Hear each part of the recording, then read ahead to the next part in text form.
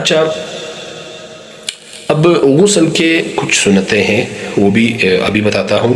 تو غسل کی سنتیں وہ بھی دھیان میں رکھنی چاہیے.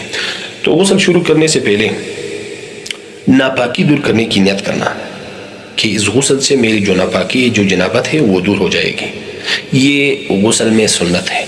دوسری بات، غسل سے پہلے یہاں تک دونوں ہاتھ دھونا، یہ بھی سنت ہے. بسم اللہ پڑھنا سنت ہے.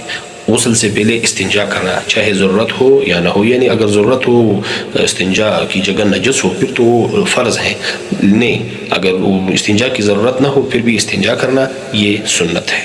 اور غسل سے پہلے وضو کرنا یہ بھی سنت ہے. غسل سے پہلے وضو کرنا پھر غسل کرنا یہ بھی غسل کے لیے ایک سنت ہے. اور سارے بدن پر ایک بار پانی بہانا وہ تو فرض تھا، 3 بار پانی بہانا یہ سنت ہے.